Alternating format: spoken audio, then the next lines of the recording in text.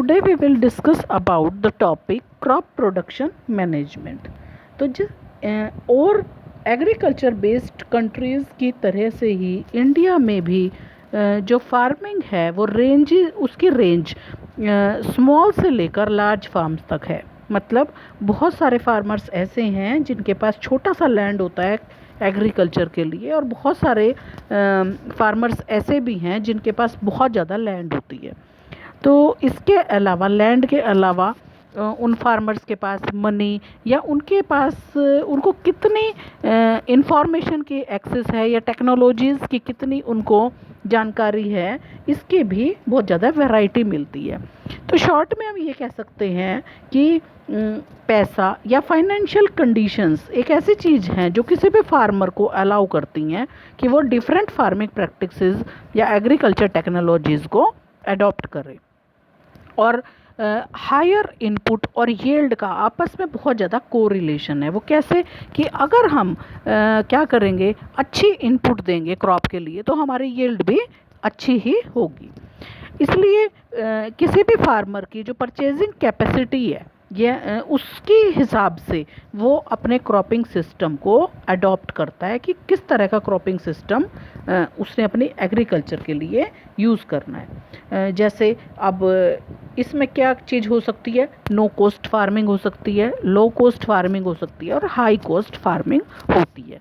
अब देखते हैं कि लो कॉस्ट फार्मिंग क्या है। लो कॉस्ट फार्मिंग ये है कि जिसमें कोई भी फार्मर जो एग्रीकल्चर कर रहा है उसमें वो इनपुट जो है वो बिल्कुल ना लगाए। जैसे मान लो सपोज़ करो कि उसने वीट ग्रो करना है, तो इसके लिए वो पहले साल कर रखा हुआ जो भी गेहूं है उसको वो यूज़ कर ले, या इरिगेशन के लिए वो बाहर के मेथड्स यूज़ ना करे और सिर्फ रेन पर डिपेंड करे। और तीसरी चीज़ ये है कि वो जो भी उसने जानवर वगैरह पाल रखे हैं उन्हीं का जो मैन्योर है उसको मिलता है, उसी को वो अपनी खेती में यूज़ कर ले, मतलब पैसा ना लगाए। तो इसको बोलते हैं नो कॉस्ट फार्मिंग। और लो कॉस्ट फार्मिंग क्या होती है कि अब किसी भी क्रॉप के लिए जो सबसे पहली चीज़ है कि उसने सीड को सो करना है, तो वो फिर उसने उसका क्या करना है, उसकी केयर करनी है। जैसे उसको क्या प्रोवाइड करना है, वाटर प्रोवाइड करना है, इरिगेशन करना है, या फिर उसको फर्टिलाइज़र्स मैन्योर्स देने हैं। तो इन तीनों चीज़ों में से किसी एक चीज़ में वो पैसा इन्वेस्ट कर लेता है और बाकी की दो चीज़ वो में क्या करता है कि पैसा नहीं लगाता। तो इस तरह की फार्मिंग कहलाती है लो कॉस्ट फार्मिंग। और हाई कॉस्ट फार्मिंग प्रैक्टिसेस क्या होती है जिसमें वो जैसे अगर उसको बीज बोना है तो वो भी वो अच्छी क्वालिटी का सीड खरीद कर लाए। फिर उसने इरिगेशन करनी है तो उसके लिए भी जो इरिगेशन के जो मॉडर्न मेथड्स हैं उनका वो यूज़ करे, टाइम टाइम पे क्रॉप को वाटर की सप्लाई करे। और तीसरी चीज़ ये है कि जैसे क्या कर सकता है वो हर तरीके से अच्छी केयर वो अपनी जो भी एग्रीकल्चर कर रहा है उसकी वो करे। तो इससे क्या होगा कि इस तरह की जो फार्मिंग है वो हाई कॉस्ट फार्मिंग प्रैक्टिसेस कहलाएगी। अब किसी भी क्रॉप को ग्रो करने के लिए क्या चाहिए होता है कि उसको न्यूट्रिएंट्स की ज़रूरत होती है। किसी भी प्लांट को ग्रो करने के लिए अपनी डेवलपमेंट के लिए, ग्रोथ के लिए प्लांट्स को भी न्यूट्रिएंट्स चाहिए होते हैं जिससे कि उनकी ग्रोथ हो सके। और वो न्यूट्रिएंट किसी भी प्लांट को कहाँ से सप्लाई होते हैं, या तो एयर से या वाटर से या सॉइल से। ये तीन चीज़ें ऐसी हैं जहाँ से वो अपने न्यूट्रिएंट्स को लेता है। और ऐसे 16 न्यूट्रिएंट्स माने जाते हैं जो वो अपनी क्रॉप की ग्रोथ के लिए यूज़ करता है।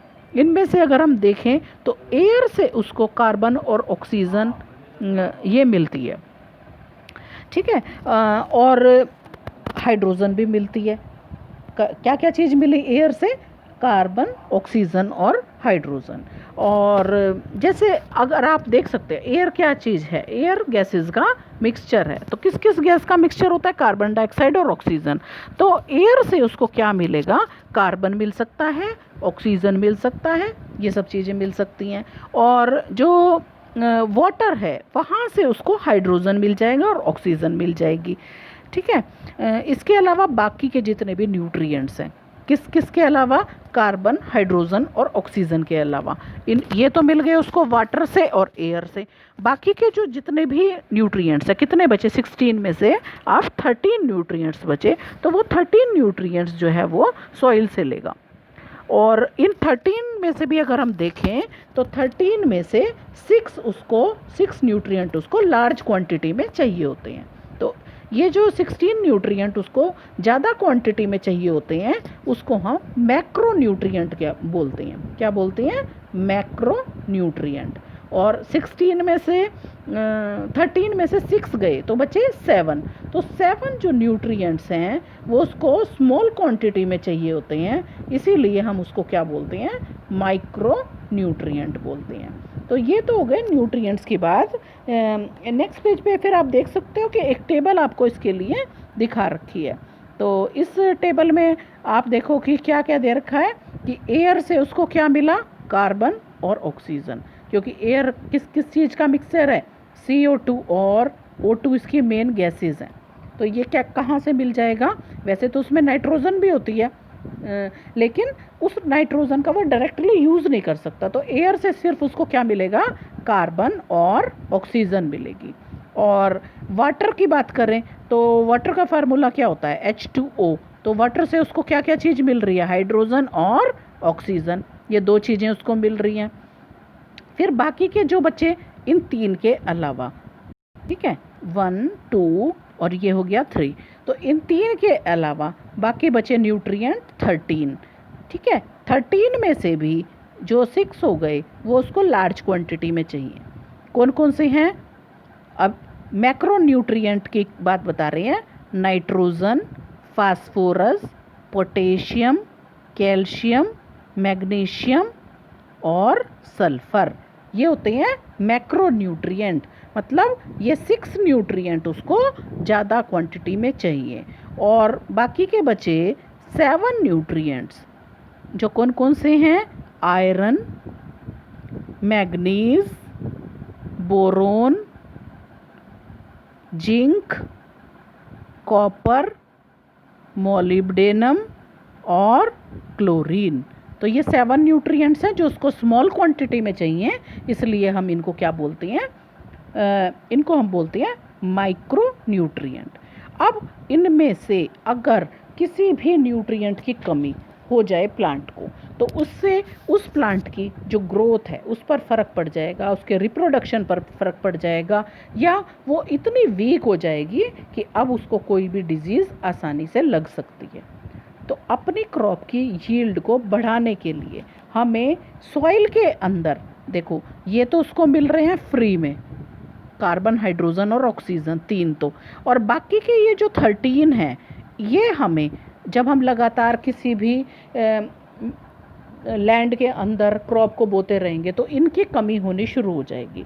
तो हमें क्या करना होगा कि हमारी क्रॉप यील्ड अच्छी बनी रहे, हमें सॉइल में टाइम टाइम पर न्यूट्रिएंट्स को सप्लाई करना पड़ेगा। और वो न्यूट्रिएंट्स को सप्लाई हम किस फॉर्म में करेंगे? मैन्योर और फर्टिलाइज़र की फॉर्म में करेंगे। अब मैन्योर क्या है? देखो मैन्योर जो है वो, उससे क्या मिलता है किसी भी प्लांट को?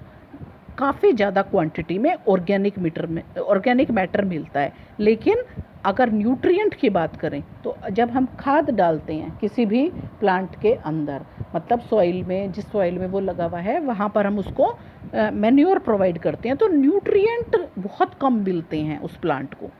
और मैन्योर कैसे बनाई जाती है? तो ये प्लांट का वेस्ट और एनिमल का जो एक्सक्रीटा होता है उसको डिकम्पोज करके बनाई जाती है।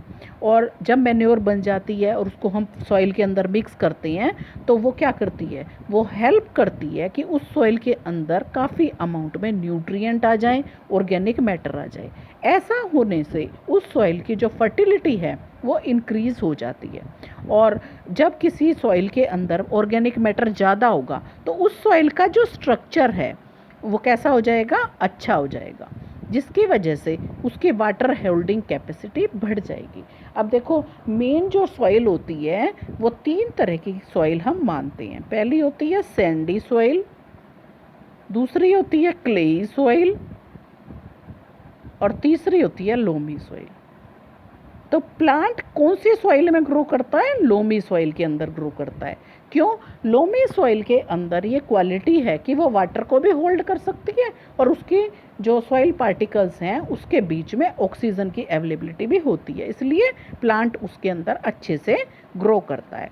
और लेकिन जो सैंडी सॉइल होती है, सैंडी सॉइल क्या है? जो रेत होता है उसके अंदर क्या होगा कि एयर स्पेसेस तो बहुत ज़्यादा होंगे, एयर स्पेस तो काफ़ी अमाउंट में होंगे, लेकिन अगर हम वाटर होल्डिंग कैपेसिटी की बात करें तो वो बहुत कम होती है, इसीलिए प्लांट सैंडी सॉइल के अंदर ग्रो नहीं कर सकते।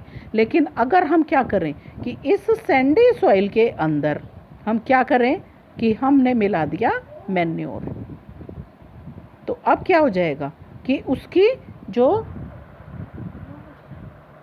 जब उसकी क्या होगा कि उसकी जो एयर स्पेसेस थे वो तो उसके पास थे ही, अब उसके अंदर वाटर होल्डिंग कैपेसिटी भी हो जाएगी। तो उससे क्या होगा कि अब उसकी जो क्वालिटी है वो पहले के कंपैरिजन में इम्प्रूव हो गई और प्लांट उसके अंदर ग्रो कर सकते हैं। और अगर हम बात करें क्लेई सॉइल की, तो जो क्लेई सॉइल होती है उसके अंदर वाटर होल्डिंग कैपेसिटी बहुत ज़्यादा होती है और एयर स्पेस कैसे होती हैं? बहुत कम होती हैं। तो अब क्या करें? अगर हम उस क्ले के अंदर क्या मिक्स कर दें? मैन्योर मिक्स कर दें। तो मैन्योर मिक्स करने से क्या होगा कि उसकी जो वाटर होल्डिंग कैपेसिटी है वो तो कम हो जाएगी और एयर स्पेसेस उसके अंदर बढ़ जाएंगे। अब उसकी क्या होगी? फर्टिलिटी इम्प्रूव हो गई। तो इस तरीके से क्या कर सकते हैं कि हम सॉइल के टेक्सचर को भी चेंज कर सकते हैं, क्या करके? डिफरेंट टाइप की सॉइल्स में, जैसे सैंडी सॉइल में भी मैन्योर मिला सकते हैं तो उसको फर्टिलिटी इंक्रीज़ हो जाएगी। इसी तरीके से क्ले सॉइल के अंदर भी हम ये मिलाएं तो फर्टिलिटी इम्प्रूव हो जाएगी। तो इस अब हमें जो है क्या कैसे मिलता है ये मैन्योर का यूज़ हम कैसे करते हैं, मतलब कैसे बनाते हैं हम इसको? तो इसके लिए हम बायोलॉजिकल वेस्ट मटेरियल का यूज़ करते हैं और ऐसा करने से हमें एक फ़ायदा तो ये होता है कि पोल्यूशन कम होता है और दूसरी चीज़ ये कि हम एक्सेसिव यूज़ जो हम फर्टिलाइज़र्स का कर रहे हैं अपनी सॉइल में, उसके यूज़ को भी अब हमारी डिपेंडेंसी कम हो जाती है। तो अब ये जो मैन्योर्स है वो किस टाइप की होती हैं, उनको हम कैसे कैसे बना सकते हैं, ये हम आपको कल बताएंगे।